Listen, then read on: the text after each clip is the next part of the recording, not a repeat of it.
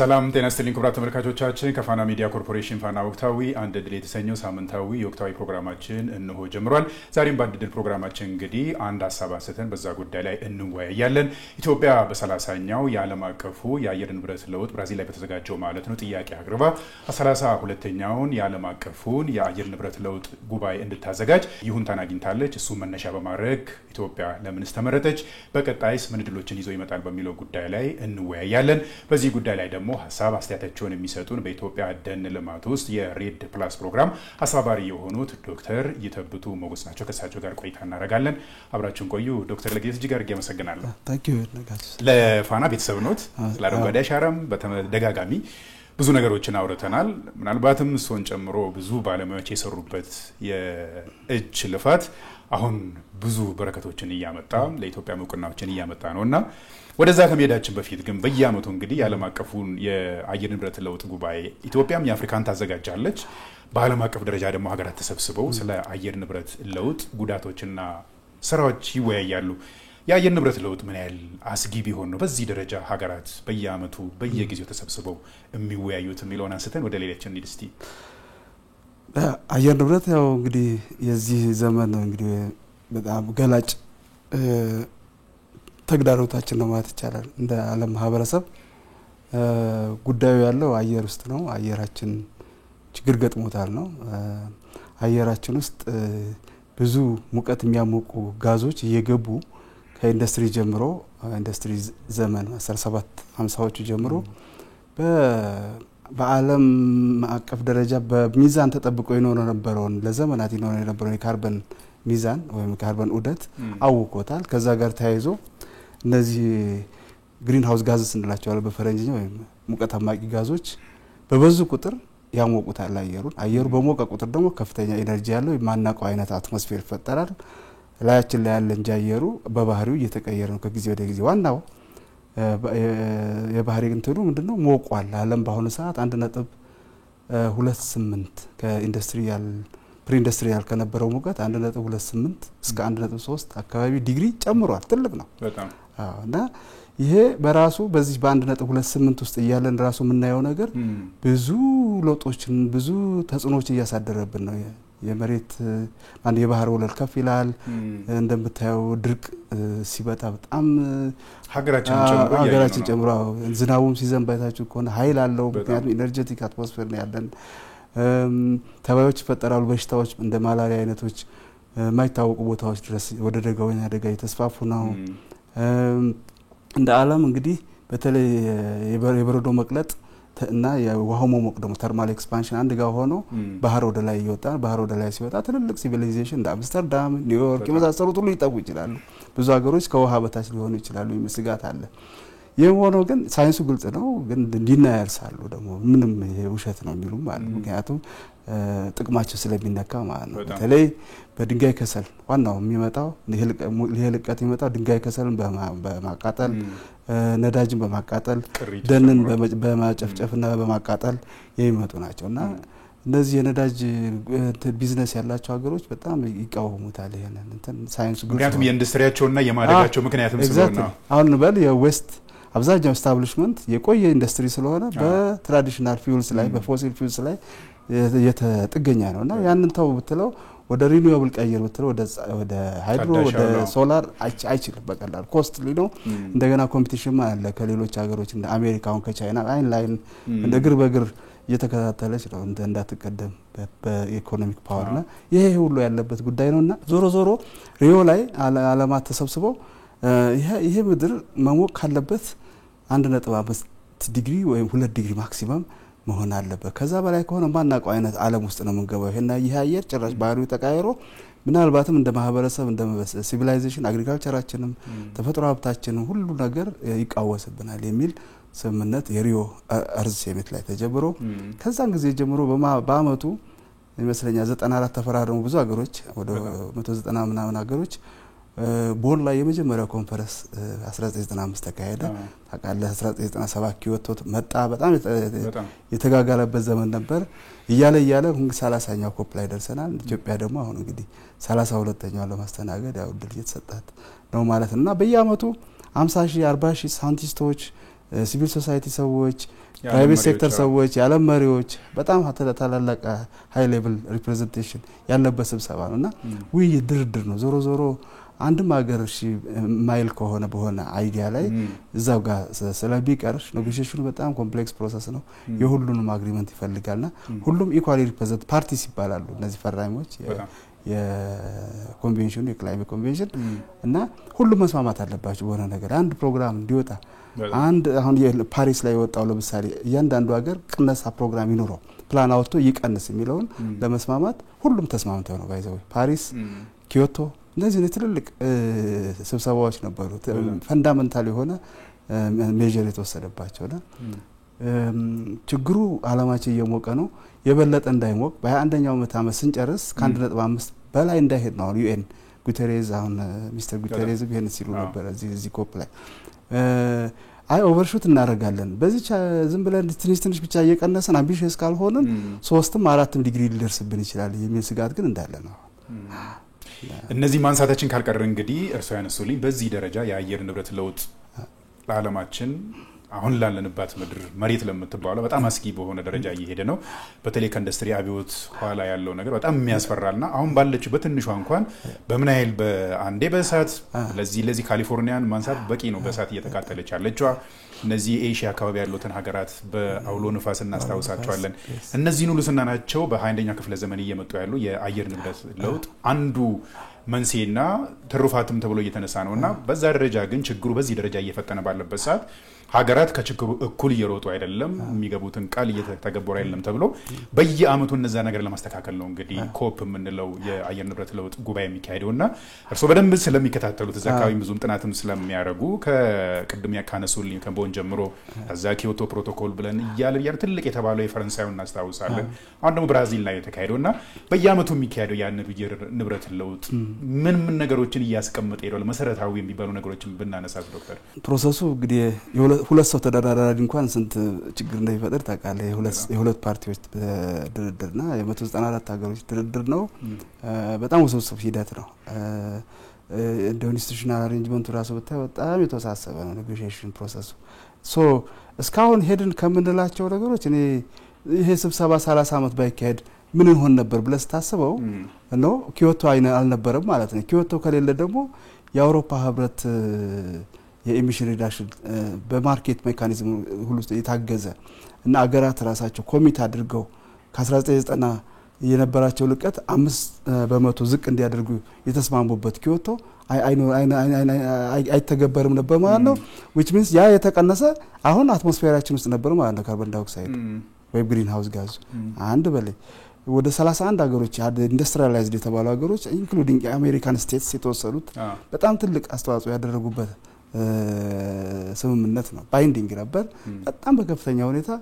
ፖዚቲቭ ነበር ኢምፓክቱ አትሞስፌሩ ላይ ቀጥሎ እንግዲህ ሲንደረደር ቆይቶ ፓሪስ ላይ ኮፕ 21 2015 ላይ ማለት ነው ኦልሞስት በ10 አመቱ መሰለኝ በተጀመረ እንትኑ በ10 አመቱ ነው በ20 አመቱ አካባቢ ፓሪስ አግሪመንት መጣ ፓሪስ አግሪመንት ደግሞ ምን አለ አይ ቲንክ ምንም እንኳን ኃላፊነቱ ሂስቶሪካል ሪስፖንሲቢሊቲ ያደጉ ሀገሮች ቢሆኑም ያደጉ ሀገሮች እየደገፉንም ቢሆን እኛም ፕላን እያወጣን ወደ ግሪን ዲቨሎፕመንት መንገድ እንሄድ ከልቀት ነፃ ያወረ ወይም ደግሞ ልቀቱ የቀነሰ መንገድ እንከተል የሚል ለገር ላይ ስለተደረሰ ናሽናሊ ዲተርሚንድ ኮንትሪቢዩሽን ኤንዲሲስ ተብለው እያንዳንዱ ሀገር የኢሚሽን ሪዳክሽን ፕላን እንዲያዘጋጅ ተደርጎ በየ5 አመቱ ከዛ ወዲህ አሰስ እየተደረገ መጥቶ በነገራችን ላይ ክሪቲካሊ አሁን ሳይንቲስቶች ወርድ እያደረጉ ስለነበረ ኮፕ 30 ላይ ትልቁ ስራ እያንዳንዱ ሀገር ምን ያህል ኒው አክሽን ፕላን ይፈልጋል ኒው ኤንዲሲ ይፈልጋል ያ ኒው ኤንዲሲ አሰስ ተደርጎ ሪሊ ያን 1.5 ዲግሪ የሚለውን ያሳካልናል እነሱ የሚቀንሱት ወይስ በ21ኛው ሴንቸሪ ሲያልቅ ወይስ በተባለው ጊዜ ውስጥ ኦቨርሹት ያደርጋል ካረገስ 35 ላይ ምን መታሰብ አለበት የሚለው እንደገና ሌላ በየ5 አመቱ ነው ስቶክ ቴክ ይባላል አሰስ የሚደረገው እያንዳንዱ ፕላን ሶ እስካሁን ባለው ሁኔታ እኔ እንደው የዛሬ 2-3 አመት የሰማሁት ዝም ብለን አሁን ባለችው ብቻ ኢንዶኔዥያም ዋናዎቹ ማለት ቻይና ነች አንደኛ አሜሪካ ኢዩ ኢንዲያ ምን አይመሳሰሉ ሀገሮች አሁን ባለቻቸው ብቻ የሚንቀሳቀሱ ከሆነ አንዳንዶቹ እንደም የመውጣት የማስፈራራት ነገር አለ እንደ አሜሪካን በዶናልድ መንግስት በተለዋወጠ ቁጥር በጣም ነው የሚያወናብደው የዛ አካባቢ ያለው እንቅስቃሴና ስለዚህ ቁርጠኝነቱ ከችግሩ የሚሮጣ ነው አይደለም አንዳንድ ሀገሮች በጣም ነው ምንም አይመስላቸው መቋቋም ስለሚችሉ ነው ያውቁታል ዲናይ ነው የሚያደርጉት አውቆ በልባቸው ሳይንሱ ግልጽ ነው ምንም የሚያሻማ ነገር የለውም ዓለማችን ግሪን ሃውስ ጋዝ በጨመረ ቁጥር ጋዝ ውስጥ ማን ነው ከአትሞስፌር ውስጥ ሙቀት እንደሚጨምር ይታወቃል ሙቀት በጨመረ ቁጥር ደግሞ አትሞስፌሩ አደገኛ እየሆነ ይሄዳል ዴንጀረስ ክላይሜት ሲስተም ይፈጥራል ያን እንዳንገባ ሁሉም ይጨነቃል በተለይ ታዳጊ ሀገሮች አቅም የሌላቸው vulnerable ሆኑ ይጨነቃሉ እንደ አሜሪካ ያሉት ደግሞ በቴክኖሎጂና በፋይናንስ እንወጣዋለን ብለው ስለሚያስቡ ዲናይ የሚያደርጋሉ ባይዘዌ ብዙ ኢንተረስት ግሩፖች አሉ የአረብ ሀገሮች ነዳጅ ሸጠው ነው የሚያደርጉት ኦፍ ኮርስ ኢንዲያ ደግሞ ዋናው ልቀት ከሱ ነው የሚመጣው እሱ በመቃጠሉ ነው ሲቪላይዜሽናችን በሱ ላይ ጥገኛ ስለሆነ አሜሪካም ደግሞ ታውቃለህ የነ ትራምፕ ወገኖች የቱጃሮች ወገን ነው አብዛኛው በድጋይ ከሰል የሚንቀሳቀስ ኢንዱስትሪ ኤስታብሊሽመንት ያለው ነው ነዳጅ ሸጦ የሚያደርግ ነው አብዛኛው ይሄ ሁሉ ስለሚነካበት ጥቅሙ ያው ያወቀ ያው ፕሮሰሱን ማወቁ አይቀርምና ፓሪስ አይ ቲንክ ጥሩ በቃ ጥሩ የምትለው ማይልስቶን ነው አሁን ዘንድሮ የሚታየው ሪሊ ፓሪስ ስንስማማ ማክሲመም እስከ 2 ዲግሪ ቢሄድ ቢቻል 1.5 ብለናልና ሪሊ ሲያገሮች የሚሰሩ ስራ ይገምገምና የጋ ያደርሰናል የሚለውን በደንብ ለማየት የሚችሉ ይመስለኛል ተላዩ ርዕሶች አሉ በነገራችን ላይ ኔቸር ፎረስት ያ አማዞን ቤለም የምትባለው የአማዞን ፎረስት ዓለማችን ትልቁ ፎረስት 500 ዓለማችን ሳምባ ይባላል ዓለማችን ሳምባ 500 ሚሊዮን አካባቢ ሄክታር ነው ትልቅ ነው 500 ሚሊዮን ማለት ኢትዮጵያን 4 እጥፍ 5 እጥፍ የሚሆን ሀገር ማለት ነውና ደን ማለት ነው ሀገር ብቻ ደኑ እና ያ አማዞን ስለ ደን ነው ዲስከሽን ይኖራል በያስባል ፎሲል ፊውል ራሱ ቀስ በቀስ ፌዝ አውት ፌዝ ዳውን እንዲያደርግ አይ ዲስከሽን አለ ፋይናንስ ኮፕ 29 ላይ አዘርባይጃን የተገባ ቃል ነበር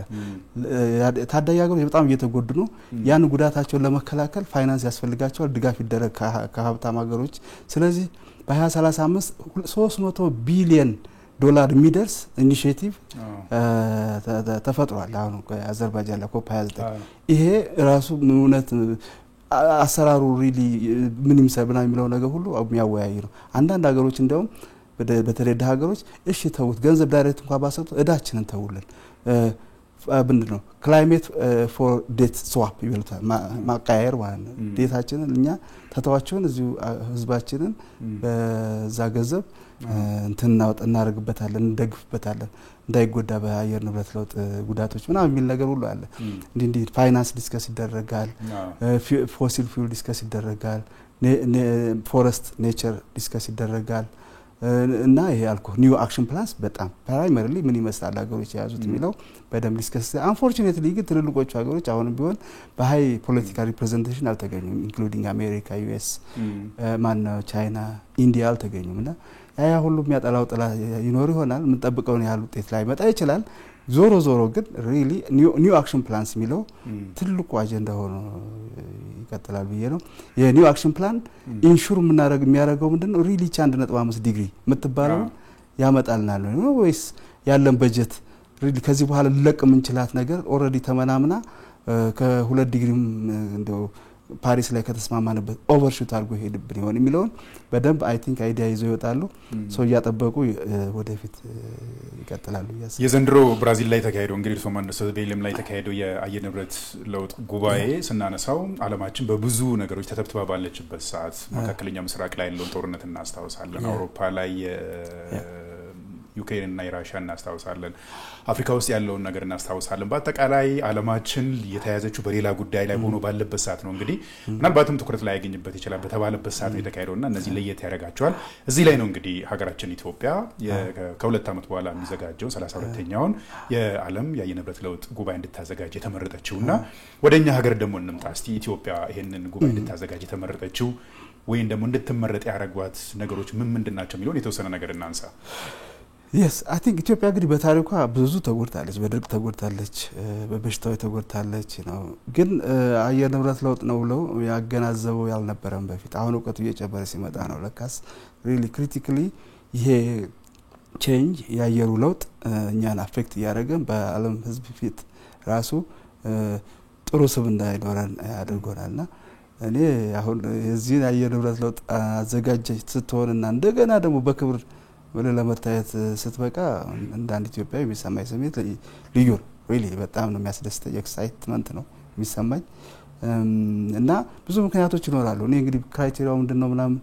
አገሮች ያው ብቃት አላቸው ወይ ነው ለምሳሌ ይሄን 40,000-50,000 ሰው ማስተናገድ የሚችል ሆቴል ሩምስ አሏቸው ወይ ስፔስስ እንዴት ነው ሴኩሪቲ ምን ይመስላል ከተባው እንዴት ነው አድጓል ወይ የሚሰሩት ስራ ምን ይመስላል አይ ቲንክ እንደ ሀገር በክላይሜት ላይ ምን አይነት ነው ሊደርሺፕ አላቸው ወይ ግሎባሊ የሚለው ሁሉ ታይቷል እርግጠኛ ኢትዮጵያ ሊደርሺፕ አለ በክላይሜት በዓለም ደረጃ ትታወቃለች ከሲአርኤስ ጀምሮ ጂኤልአይ አሁን ሲሪየስ የሆኑ ስራዎች እየሰራች ለዓለም ምሳሌ የሆነች ናት እንደ ሀገር ከተማችን አድጓል ተለውጧል የተለያዩ ኮንፈረንሶች ይካሄዱበታል የአፍሪካ ሲት ነው የአፍሪካን ቮይስ እዚህ ነው በአብዛኛው ዲስከስ ቢደረጉት ስለዚህም እሱም ሌላ ነገር ነው አይ ቲንክ ናይጄሪያ ነበሩ መሰለኝ ቢድ ያደረጉት ተጨማሪ ወደ ዌስት አፍሪካ ለመውሰድ ኮንፈረንሱን አይ ቲንክ በብዛት ግድጋፍ የተሰጠው በእነዚህ ምክንያቶች አሁን በእንትኑም በዚህ በፕሮቪዥናል በሆነው ሴሌክሽን ብዙ ሀገሮች ደግፈዋት አፍሪካ ሀገሮች ኢትዮጵያ እዚህ ደረሰችው አይ ቲንክ ይገባናል ነው ማለት ምክንያቱም በመንሰራው ስራ እንደገና ደግሞ ካለን ታሪክ ከተጎዳነው አንፃር ሪሊ የሚገባንም ድጋፍ አቴንሽን ማግኘት ያለብን ሀገር ስለሆነ አይ ቲንክ ጥሩ እና ትክክለኛ ምርጫ ነው ብዬ ነው ማሰብ ምናልባት ከማዘጋጀቱ እነዚህ ሴንተሮችን ወይም ደግሞ የማዘጋጀት አቅም ብቻም ሳይሆን እንግዲህ ዶክተር እርስዎ የሚሰሩበት የአየር ንብረት ለውጥን ለመከላከል ኢትዮጵያ የሰራችው የአረንጓዴ አሻራ መርሃ ግብርን እናስታውሳለን ባለፉት አመታት በተሰሩ ስራዎች ከ48 ቢሊዮን ችግኝ በላይ ኢትዮጵያ ተክላለች ምናልባት እነዛ ስራዎች ኢትዮጵያ እንድትመረጥስ የራሳቸው ሚና አልተወጡም ብለን ማንሳት አንችልም ሀገራት በጣም ችላ ባሉበት ሰዓት ኢትዮጵያ ኢኒሺዬቲቭን ወስዳ ምናልባት ለራሳችን የሚሰራው ለራሳችን ቢሆንም ትሩፋቱ ግን ለዓለም እስከሆነ ድረስ እነዚህ የተሰሩ ስራዎች በአረንጓዴ አሻራ ላይ እንድትመረጥ የራሳቸው ሚና አልተወጡም ብለን ማንሳት እንችላለን በጣም እያልኩ እኮ ነው አይ ቲንክ ዋናው እሱ ነው ምን ሰራው ስራ በቢሊዮኖች የተከል ማለት ምን ማለት ነው ከአካባቢ አየር ውስጥ ያለው ሙቀት የተጨናነቀ ሙቀት ሳማው ካርቦን ዳይኦክሳይድ በፎቶሲንተሲስ ብዙ ማጠራቀማችን አይቀርም ማለት ነውና ሪሊ yes ክሊኒንግ ስራ እየሰራ ነው ማለት ነው እኛ ራሱ እንደ ሀገር ባለችን ቴሪቶሪ ውስጥ ያም ብቻ አይደለም እንደ ሀገር ራሱ በሃይድሮ ነው የምንጠቀመው አብዛኛው ኤሌክትሪክ ወል እንግዲህ አብዛኛው እንጨት ነው 80-90% ኢትዮጵያ የሚጠቀመው ግን ኤሌክትሪክ 5-10% ይጠቀማል አሁን እንደ ኃይል ምንጭ ማለት ነው እሷም ደግሞ ከዲዝል ከፎሲል ፉል ምናምን ነፃናት እና ይሄ ራሱ ሪኒዌብል ኢነርጂ ሞደርን ኢነርጂ አጠቃቀማችን እንትን ነው አዲስ አበባ ደግሞ በእውነት አሁን በውበት በምን እየጨመረች ነው ኮንፈረንስ የማስተናገድ አቅሟ ጠጣው ማለ ያ ሁሉ እና ያልከው የ48 ቢሊዮን ቀላል ነገር አይደለም እነዚህ ግሪን ኤፈርቶች በሙሉ ታስበው እና አፍሪካም ደግሞ ምንድነው የአፍሪካ ላይክ ምንድነች እናት ተደርጋ ነው ተወሰደው ኢትዮጵያና አይ ቲንክ የነጻነት እናት ናት ስለዚህ ይሄ ሁሉ ተደማምሮ አፍሪካኖች እዚህ መሆኑን ይፈልጋሉ ባይዘው ሌላም ካልቸር ማአት ነገሮች አሉ በሚዲያ ማትናገራቸው ኢትዮጵያ የሚወደድባት ምክንያትና እነዛ ሁሉ ተደማምሮ ይመስለኛል ግን ሪሊ ኢትዮጵያዊ በዚህ አሁን ባለፈው አፍሪካ ሰሚት 2 ላይ አንድ ያየሁት ነገር በጣም አሪፍ ነው ኤቭሪቲንግ እንቅስቃሴው ግን ሰው ይሰለፍ ነበር ረጅም ሰዓት እንትን ለማግኘት ባጅ ለማግኘት ወደ እንዲህ አይነት ነገሮችን ቶሎ ብሎ ከወዲሁ ዝግጅት ማድረግ ዝግጅቱ ላይ ብዙ ነገር እናነሳለን ብዬ ነው ማስበው እነዚህ ጉባኤዎች ሲዘጋጁ እንግዲህ ኢትዮጵያ ከወዲሁ ተዘጋጅበታል ብለን ነው የምናስበው ምናልባት 2 አመት ይኖረናል ስለሆነ ብዙ ጊዜ እንግዲህ ኢትዮጵያ ለአፍሪካ ጠበቃ ሆና እርሶም እንዲያነሱት የአፍሪካ የነጻነት እናትን ብቻ ሳትሆን አፍሪካ ላይ ለሚደርሱ ጉዳቶች ሁሉ ካሳም እስከመጠየቅ ጠበቃም ሆና በአለም መድረክ ላይ ተከራከር እናስታውሳለንና በተለይ በካይ የሆኑ ሀገራት ለአየር ንብረት ለውጥ የራሳቸው ሚና የተወጡት ሀገራት በተለይ እንደ አፍሪካ ላሉ ያደጉ ላሉት ሀገራት ምንም ነገር ግን ትንሽ ሚና ኖራቸው ነገር ግን በጉዳቱ በጣም እየተጎዱ ላሉ ሀገራት ካሳዎች እንዲከፈሉ ጭምር ኢትዮጵያ ተክታስ ሰራ የነበረች ሀገርም ናት ከዛ አንፃር እንግዲህ እንደዚህ ጉባኤዎችን ስታዘጋጅ የአፍሪካን ድምጽ ጉልህ ሆኖ እንዲሰማ ከማድረግ አንፃር ምን ያህል እድል ይዞ ይመጣል ይሄንን እድልስ እንዴት ልትጠቀምበት ይችላል ብለን ማንሳት እንችላለን ዶክተር በጣም ትልቅ እድል ነው ይዞ ይመጣው ሪሊ እንደተባለው በጣም vulnerable የሆነ ኮንቲኔንት እዚህ ምድር ላይ አፍሪካ ነው አንደኛ ኢኮኖሚካሊ ዊክ ነው ሁለተኛ ደረጃ እንዳልከው ኢንጀስቲስም አለ እሱ ባልፈጠረው ችግር ሌሎች በፈጠሩት በጣም ደግሞ እየተጎዳ ያለው አንፎርቹኔትሊ ክፉዎቹን ንፋሶች በሱ ላይ ነው የሚያርፉት በአፍሪካ ላይ ነውና አይ ቲንክ ያንን ኢንጀስቲስ ክሌም ማድረግ አለብን ይሄ ልክ አይደለም ስለዚህ የመጣውን ችግር አብረን መጋፈጥ አለብን እኔም በዶሜስቲክ ባለኝ ሪሶርስ በሰው ካፒታሊ በብዴ ምሳራውን ሰራለሁ እናንተም ደግሞ ማገዝ አለባችሁ በቴክኖሎጂ በፋይናንስ በእውቀት በታግዝ ትችላላችሁ የሚለው አቀራረብ አይ ቲንክ ኮሬክት እንደ ጀስቲስ ነው እዛ ጋር የማይሆን እና አፍሪካውያኖች እዚህ ሀገር ላይ ባይዘው ኢትዮጵያ የምትባል ሀገር የማያውቁ ብዙ ሀገሮች ይኖራሉና አንደኛ አቴንሽንም በዓለም ደረጃ መታወቅ ነው ባይዘው ድሮ በክፋት እንደ በክፉ ነገር እንደታወቅ ነው አሁን ደግሞ ጥሩ ነገር መታወቅ ትልቅ እድል ነው ለአፍሪካኖች ግን ቮይስ የሚያደርጉበት ትልቅ እድል ነው እዚህ 32 ላይ ሲመጣ የአፍሪካ ጉዳይ ሆኖ ሪሊ በደም ኔጎሺዬት ተደርጎ ዲክላሬሽኖች እንዲወጡ በአፍሪካ ምድር ላይ በጣም ጥረት መደረግ አለበት በያስባለሁ ምንድነው ፍላጎታችን ምን ፈልገው ፍላጎት በደም ካስቀመጥን በኋላ አቋማችን በግልጽ ካረግን በኋላ ወደ ቢጠቅመን አይነት እንትን ፑሽ ማድረግ አለብን ኮንፈረንሱን እና የአዲስ አበባ ዲክላሬሽን ኦሪያብና እንዲህ አይነት ነገሮች አይ ቲንክ እንዲወጡ ኮዲው ያሰበ ባለሙያውም መንግስትም ሲኤስኦቹም ኤንጂኦቹም ያሰቡ ቆይታ አለባቸው ያሰባል የአፍሪካ ውስጥ ያሉት በሙሉ ትልቅ ጉባኤ ነው እንግዲህ እርሶ እንዳነሱልኝ ከ40 እስከ 50 ሺህ ሰዎች ሊሳተፉበት የሚችሉ የዓለም መሪዎች እዛ ፖሊሲ አውጪዎች ሊኖሩ ይችላሉ ሳይንቲስቶች የሚገኙበት ትልቅ መድረክ ነውና ትልቅ ድሎችን ይዞ ይመጣል ከኢኮኖሚ አንፃር የሀገርን ስም ከመገንባት አንፃር ገጽታ ከመገንባት አንፃር ብዙ ነገሮችን ይዞ ይመጣል እዛ ላይ ያነሱልኛል ኢትዮጵያ እንግዲህ ይዛ የምትንቀሳቀሰው ሁሉ የአረንጓዴ አሻራ መርሃ ግብርን ጨምሮ የአረንጓዴ አሻራ መርሃ ግብር እንግዲህ የአካባቢን ገጽታ ከመቀየር ብቻም ሳይሆን ከምግብ ዋስትና ጋርም የሚያያዝ ነው እዛ አካባቢ የምትሰራው ኢትዮጵያ አለች ከስንዴ ልማት ጋር ተያይዞ ከአካባቢ ጥበቃ ጋር ከአረንጓዴ አሻራ ጋር ተያይዞ የሚሰሩ ስራዎች ነገሮች አሉ ከቱሪዝሙ ጋርና እነዚህ ትላልቅ መድረኮችን ከመጠቀም አንፃር ምን አይነት ግባቶች ሊገኙ ይችላሉ ብለው ያነሳሉ yes I think primarily እኛ አሁን ምን ሰራው ኢትዮጵያ ተራራማ ሀገር ናት I think ደኑ ካለማ መቼም ቢሆን አሷለት ለማትችልም የኢትዮጵያ ልማት ተስፋ ወደንና ውሃ ነው ደንና ውሃ በደም የተያዘ ቀን ኢትዮጵያ በዛ ላይ ተመስርታ ማደግ ትችላለች ያለ ማቋረጥ ለዘላለም ማለት ነው ማደግ የምትችልበት እድል አለ ተራራው በአግባቡ ካልተያዘ ግን አደገኛም ነው አፈራችን ውሃችን ሄዱ አልቆ ድግድቦቻችንን በደለል ሞልተን ዲዛስተርስ የሆነ ነገር እንደሚጠብቃልና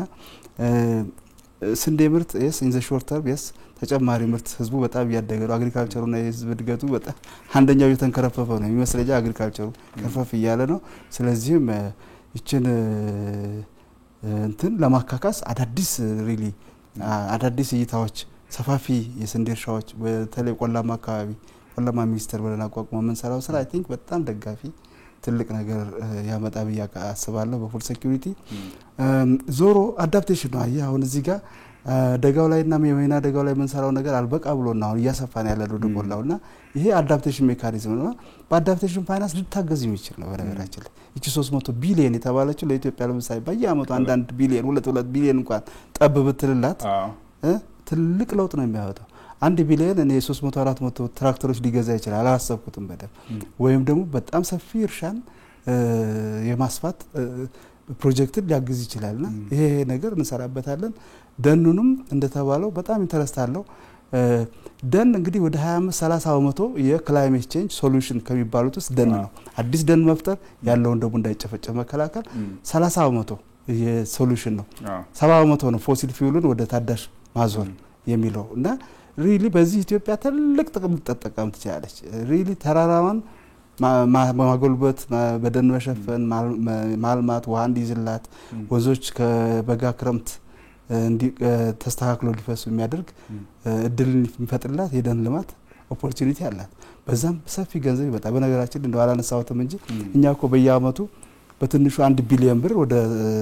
200 ወረዳዎች ውስጥ በእኛ በሬድ ፕላስ ፕሮግራም እናወርዳለን 1 ቢሊዮን ብር አሲዞ በዛሬ አንደኛ ነው የሚፈልገው ሬድ ፕላስ ታይዞ እርሶም የሚሰሩበት በስፋት እነሱ ይሰሩበታልና በተለይ በሬድ ፕላስ የተሰሩ ስራዎችን በዛ ያይዞልኝ እንዲያነሱ ነው የምፈልገው እርሶ ያነሱልኝ ቅድም ብዙ ስራዎች አሉ በሬድ ፕላስ ውስጥ የሚሰሩና ዋና ስራዎች ይሰሩ ምን ናቸው ባለፉት አመታትስ በተለይ እርሶ የሚያነሱት ከህይወት ጋር ጠብ የሚል ነገር አሁን ብዙ ጊዜ የሚነሳው አንዳንድ ሰዎች እዚህ ትላልቅ የሚባሉ ኢኒሺዬቲቮችን እርሶ የሚሰሩበት የሬት ፕላስንም ጀምሮ አረንጓዴ አሻራን ጀምሮ አንዳንዴ ከመንግስት ጋር የሚያያዝ ከሀገር ጋር ብቻ የሚያያዝ ነገር አለና እያንዳንዱ ከአርሶ አደሩ ጋር የሚያያዙ ከህይወት ጋር የሚያያዙ ስራዎች ምን ስራዎች ተሰርተዋል በተጨባጭ የተገኘ ነገር ምን አለ ብለን ማንሳት እንችላለን ዶክተር? እንደው ስነሳ አንድ ባሌ ላይ የተጀመረ ነበር ፋርም አፍሪካ የኦሮሚያ መንግስት ከኛ ቀደም ብሎ ከናሽናል ፕሮግራሙ ቀድሞ የሰሩ ስራ ነበር። የሚገርም በሱ ምክንያት እያንዳንዱ ቀበሌ የተደራጀ ማህበረሰብ አደራጅተን ደኑን በዙሪያቸው ያለው ሊጠብቅ ነው የምናደርገው እንዳይቃጠል ሊከላከል ወረርሻ እንዳይቀየር ብዙ እንዳይጎዳ ግን በባህላዊ መንገድ ድሮ ሲጠቀሙበት የነበረውን አጠቃቀም አንከለክልም የተመጠነ አጠቃቀም እንደዛ አያደረጉ እንዲጠብቁ ነው የምናደርገው። የሚገርምህ የደን ጭፍጨፋን ቀንሰው አንድ ቀበሌ ላይ እስከ 8 ሚሊዮን ብር ባንድ ዙር ክፍያ ገብቷል። አንድ ቀበሌ እኔ አንድ ወረዳ ራሱ የኢትዮጵያ ወረዳ 8 ሚሊዮን ብር በሴክተር በፎረስትሪ በታሪክ ሰምቼ አላውቅም። ቀበሌ ላይ ነው ወረደው እና ምን እናርገዋል ይሄን ገንዘብ ሲፈታ እንዲህ አይነት ኦፖርቹኒቲ ያለው ዋይዝ ላይቭሊሁድ የገበሬውን ህይወት የሚቀይር ከዛኛም መከርናቸው እንደዚህ የሚሰራው ትምህርት ቤት ብትፈልጉ ግሬን ስቶር ብትፈልጉ ወፍጮዎች ብትፈልጉ ውሃ ማልማት ብትፈልጉ እንደዚህ እነዚህን ገንዘብ እንደዚህ ነው የምትጠቀሙበት በእናንተ አቅም የሚንቀሳቀስ ገንዘብ አይደለም ብለ መመሪያው ወርዶ በኦሮሚያ መንግስት በጣም ወዲያውኑ እየታገዙ ነው ያሉት። ይሄ በእኛ እስካሁን ድረስ ባለው ኦሮሚያን ከዓለም ባንክ ጋር በሰራነው ስራ በትንሹ ከዓለም ባንክ የ40 ሚሊዮን ዶላር ገበያ ተስማምተናል። ለማህበረሰቡ ነው 80% የሚሄደው የሪሶርስ ማለት ወደፊት ከ2 አመት በኋላ ወይ ከ1 አመት በኋላ የሚጀመር ክፍያ ነው። ደን ያለው አካባቢ በሙሉ ተጠቃሚ የሚያደርግ ማለት ነው።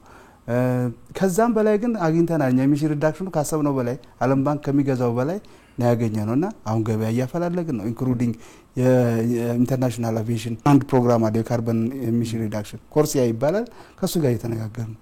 300 ሚሊዮን በሁለት አመት ስራ ዶላር የማግኘት እድል አለ ኦሮሚያ። እንደ ሀገርም ደግሞ እየፈተሽ ነው ያለው አለ በጣም ታላላቅ ገንዘብ ያመጣል። ይሁንና ይሄ አሁን ላገኘው ኢሚሽን ሪዳክሽን ለሪዛልት ቤዝድ ፔመንት ነው። ምንም ነገር እንተንሳነል ምንም ውጤት ሳናሳይ ግን ኖርዌይ ዓለም ባንክ እስካሁን ድረስ በሚደግፉት ድጋፍ በኢትዮጵያ ደን ዘርፍ ውስጥ 1 ቢሊዮን ብር ወደ 80 ወደ 200 ወረዳዎች ይፈሳል። ላይቭሊሁድ ሰፖርት ያደርጋል ማህበረሰቡን ዶሮዎች በማረግ በማር በቡና በተለያዩ ኑሮ ማሻሻያ ፕሮግራሞች ደግፋቸዋለን። ቢሮ ተደራጅተው ደግሞ ራሳቸው የቢዝነስ ፕራክቲስ እንዲያደርጉ እናደርጋለን። ይሄ ወደፊት የሚጠበቀው ደግሞ የካርቦን ገንዘብ በካርቦን ትሬዲንግ ሲመጣ እዛ ኢንስቲትዩሽን ላይ ተመስርተ የተለየ ላይቭሊሁድ የተለየ ሩራል ዲቨሎፕመንት ሞዴል ሆኖ እንዲያድጉ እናደርጋለን። እስካሁን ወደ 500 አካባቢ ማህበራት አሉ። እነዚህ ማህበራት አሁን ታምር የሆነ ነገር የሚፈጥሩ ናቸው ወደፊት ማለት የዛሬ 6 አመት ስንገናኝ እነዚህ ማህበራት ጋር ዛሬ ያላቸው ህይወት አለ ታወቃለች። ሜቢ 1 ዶሮ 2 ዶሮ በ10 ዶላር ሰጥተው ወደ ላም ቀይራው ይሆናል አንድ ተሳታፊ ሜቢ አንዳንዱ ደግሞ እስከ ወፍጮም የደረሰ አለ ትንሽ ነገር አስጨብጠው ህይወቱን ይቀየራል ያየነው ነው። ግን ነገ ደግሞ የተጠናከረው ክፍያ በተለይ ለካርቦን ትሬዲንግ ሲመጣ እነኚህ ሰዎች የት ነው የሚደርሱ ብለህ ስታስብ ትልቅ ተስፋ የሚሰጥ ነው እና ቀላል ነገር አይደለም። በኢንቨስትመንት 1 ቢሊዮን ለደን ሴክተር አይመደብም በመንግስት ማለት ነው። ፕሮባብሊ 100 ቢሊዮን ብር ይበደብ ይሆናል ኦፕሬሽናል ደግሞ ዘመሳሰሉት እና ትልቅ ባይዘው ይገዛ ያደረገልን ያለ ፕሮግራም ነው። በነገራችን ላይ እንደ ሀገር አሁን ኢትዮጵያ ከዳር እስከ ዳር ከሰሜን እስከ ደቡብ ከምዕራብ እስከ እንትን በየጊዜው በሳተላይት መረጃ እየተነተነ ያለ ቲም አለ። ኦሮሚያ ውስጥ አለን፣ አማራ ውስጥ አለን፣ በፌደራል ደረጃ በጣም የተጠናከረ ቲም አለን እና ኤምአርቪ ነው ሜዠርመንት ሪፖርቲንግ ኤንድ ቬሪፊኬሽን በሲስተም ለዋለን የሳተላይት እና የምድር መረጃን አቀናጅቶ የኢትዮጵያ ደን ዛሬ ምን አይነት ሁኔታ ላይ ነው ያለው የሚለው ይነግራል። በነገራችን ላይ በዚህ ስራ እስካሁን ባየነው 60% በላይ ዲፎረስቴሽን ቀንሰናል። ይሄ ፕሮግራም ከተጀመረ ወዲህ ትልቅ ውጤት ነው። 60% 92000 የነበረው ወደ 27000 ሄክታር በየአመቱ ጭፍጨፋ በጣም ከፍተኛ ለውጥ ያመጣ ነውና ይሄንንም ደግሞ በየጊዜው እየተከታተልን በሳት ራሱ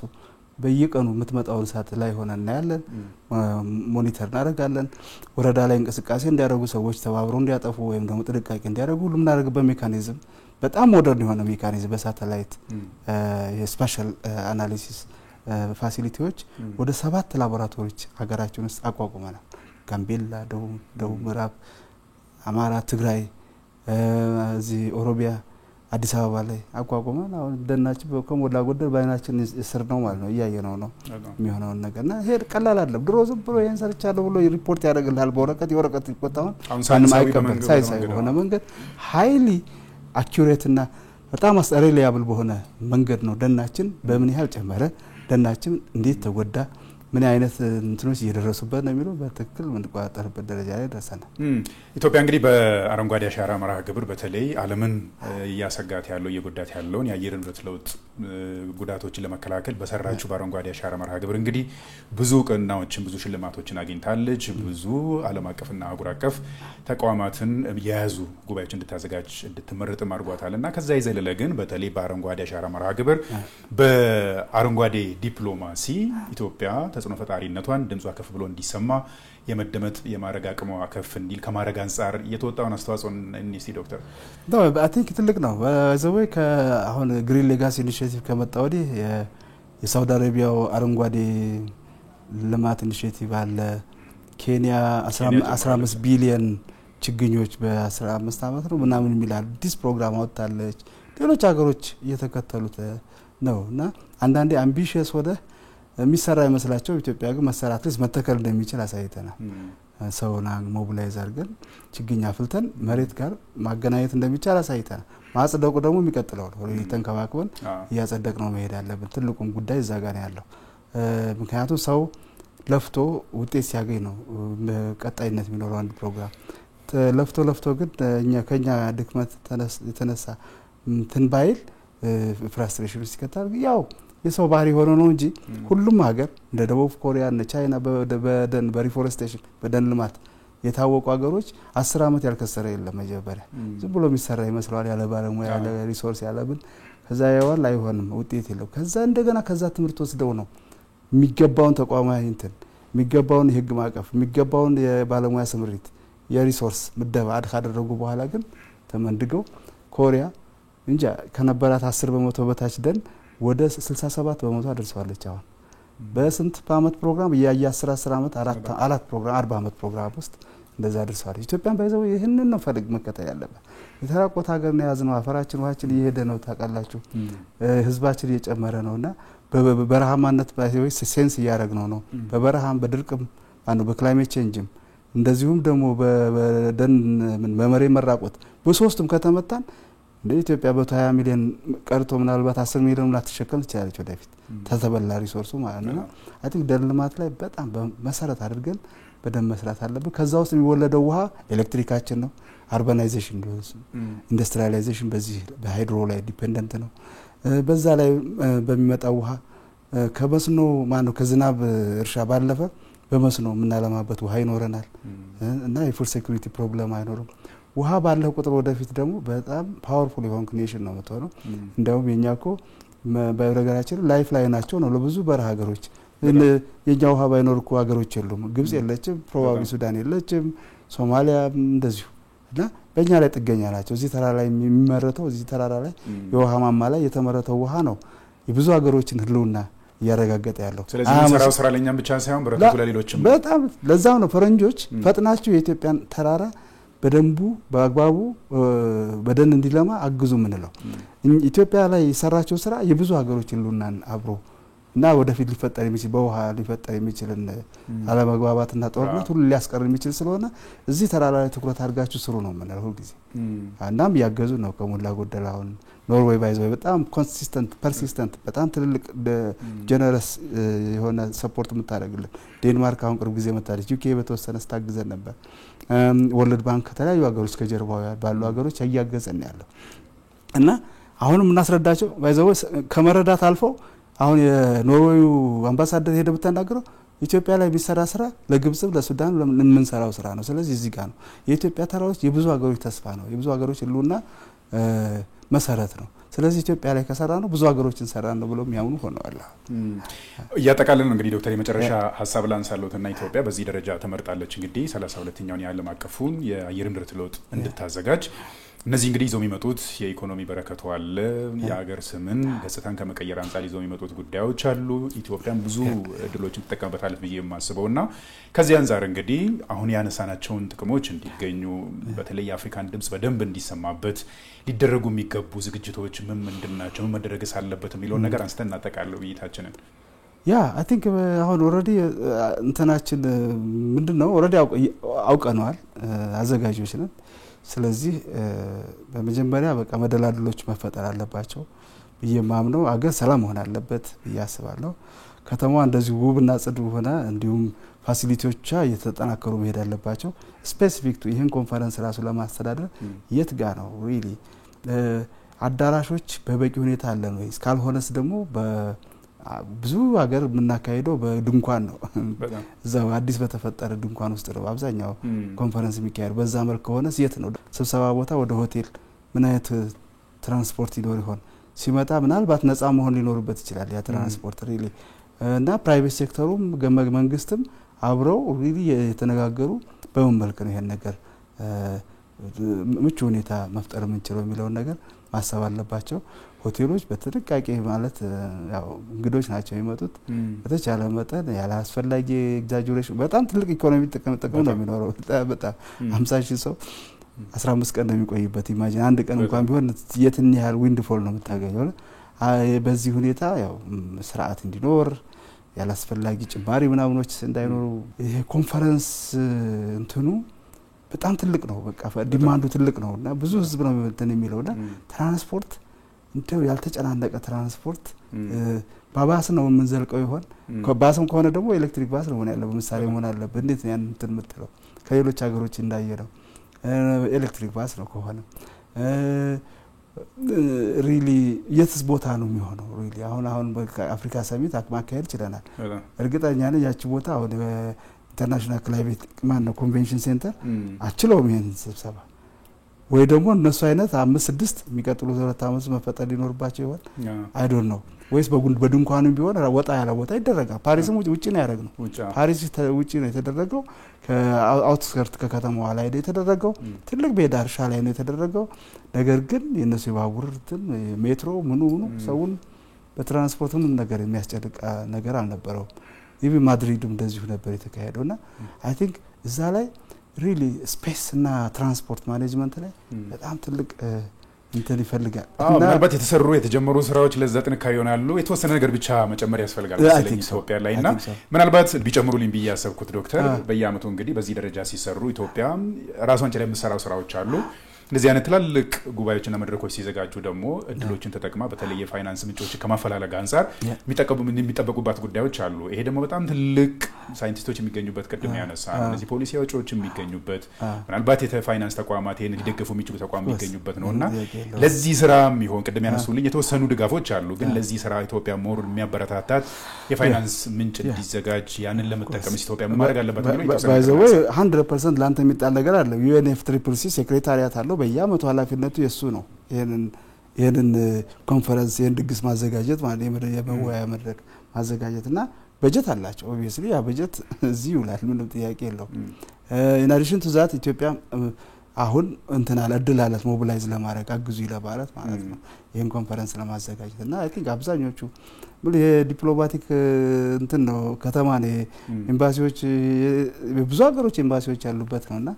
ልጆች ወጣቶች ተደራጅተው እንደዚህ ዝግጅት እንትሉ በየደረጃው ማለት ከኮንቬንሽኑ ሴክሬታሪያት ጋር ሆነው እየተነጋገሩ አይ ቲንክ አሁን ጀምሮ መልቲ እንትን ናሽናል ታስክ ፎርስ ኖሮ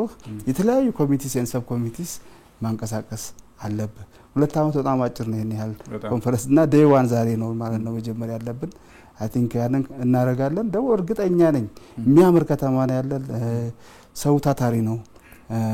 በጣም ባይዘው ካልምና ደግሞ ሆስፒታል ነው የኛ ማህበረሰብ አብዛኛው እንትን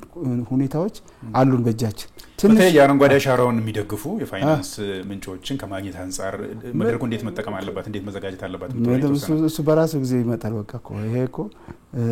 የሚገርምህ ለኢትዮጵያ ብቻ አይደለም ብሌሲንጉ ለአፍሪካ ሁሉ ትልቅ እንዳልኩ እኮ ነው የሆነ ዲክላሬሽን መጥቶ ወይም ደግሞ ላይክ አሁን የፋይናንስ ያልነው እኔ እንጃ 30 እና 31 እንዴት ትሪት እንደሚደረግ 32 ግን ማለፍ የለበትም ጀስት ምክንያቱም 35 ጀምሮ 2035 ጀምሮ ምንድነው የሚባለው 300 ቢሊዮኑ እንዲያውም ፕራይቬት ሴክተርን ጨምረን ከ1.3 ትሪሊየን በላይ ዶላር ለደሃ ሀገሮች ድጋፍ የሚውል ገንዘብ ይሰባሰብ ነው በኮንቬንሽኑ እየተባለ ያለው እና ኢትዮጵያ ይሄን እዚህ ላይ ሀመር አድርጋ መቆየት አለባት በጣም የአፍሪካ ቮይስ ደግሞ በጣም አንድ ሆኖ የሚሰማበት እንዲሆን ፖዚሽኖችን ኮንሶሊዴት በማድረግ በማጠናከር አይ ቲንክ እዚህ 2 አመት ውስጥ የተለያዩ መሃል ላይ ሰሚቱ ይኖራል እርግጠኛ የአፍሪካ ሰሚት ከዛም በፊት ባለሙያዎችና የፖለቲከኞች የተሰባሰቡ አይ ቲንክ ፖዚሽናቸው ማጠንከርና የሆነ አዋጅ እዚህ ብድር ላይ እንዲፈጠር መደረግ አለበት ያ አዋጅ ደግሞ ገንዘብን የሚያመጣ ቴክኖሎጂን የሚያመጣ ዕውቀትን የሚያመጣ ወደ አፍሪካ መሆን እንዲችል ማለት ያደርጋል ብዬ ነው ማሰብ አይ ቲንክ በዚህ ወይ ለሀገራችን ኢትዮጵያ የምትባል ሀገር እኮ አያውቁም አብዛኛው አሜሪካዊ ኢትዮጵያ የምትባል ሀገር አያውቅም ካናዳዊ አያውቀውም እና አውሮፓ ሀገር ብዙ ሀገሮች ኢትዮጵያን አያውቋትምና ለኛ ደግሞ አንድ ዕውቅና ነው አቴንሽን እናገኛለን እንደ ሀገር ራስ መኖራችንን እንደ ሀገር ባይዘወይ ታሪካችን የሚቀይር ነገር ሪሊ እኔ እስካሁን ድረስ ባለው ታሪካችን በአብዛኛው እንታወቃለን ያው ድርቁም አለ ጦርነቱም ብዙ ነገር አለ እንደ ኢትዮጵያ አዘኔሽን ከዚህ በኋላ ግን አንድ ይሄንን ግሎባል ትልቅ የሚባል ኢቨንት ማሳካት ቻለች ማለት ዓለም ሁሉ አወቃት በዛ ደግሞ ማንንም ሄዳ ሰላምታ ቢሆን እርዳታ ብትጠይቅ ወደፊቱን የሚያዘሩባት አይኖርምና ትልቅ እድል ነው እንደ ሀገር እንደ አፍሪካ ማይ ቲንክ ትልቅ እድል ነው ይዞ ይመጣው ያስባል ያለንም ስሙ እሱ ያውቁታል በተለይም ባለው ዓለም በተለዋዋጭ ዓለም ላይ እንግዲህ ስማችን በምን እንደሚነሳ እናስታውሳለን ግን በተለይ ከአረንጓዴ አሻራ ጋር ተያይዞ እንደዚህ ትላልቅ መድረኮች ሲዘጋጁ ኢትዮጵያ ሞር ጎላ ብላ የምትታይበት እርሶም እንዳነሱልኝ ሌላው ስሙ አቀርቶ ስሙ ከፍ ብሎ የሚታይበት እነዛ ነገሮችን ብዙ በረከቶችን ይዞ ይመጣል ብዬ ነው ማስበውና ዶክተር ለገሰ እጅግ አድርጌ አመሰግናለሁ እኔም አመሰግናለሁ አይነቃቸው ክቡራን ተመልካቾቻችን ከፋና ሚዲያ ኮርፖሬሽን ፋና ወቅታዊ አንድ ድል በተሰኘው ፕሮግራማችን በተለይ ኢትዮጵያ ከ2 አመት በኋላ የሚዘጋጀውን የዓለም አቀፉን የአየር ንብረት ለውጥ ጉባኤ እንድታዘጋጅ ከመመራጧ ጋር ተያይዞ ምን ጉዳዮችን ይዞ ሊመጣ ይችላል ዝግጅቶቻችንስ ምን መሆን አለበት በሚለው ጉዳይ ላይ ሰፋ ያለ ቆይታ አድርገናል በዚህ ጉዳይ ላይ ሐሳብ አስተያየታቸውን የሰጡን በኢትዮጵያ ደን ልማት የሬድ ፕላስ ፕሮግራም አስተባባሪ የሆኑት ዶክተር ይተብቱ ሞገስ ነበሩ የፕሮግራም አዘጋጅ ይነቃቸው ለማርያም ነበርኩኝ እስከ ሳምንት መልካም ሳምንት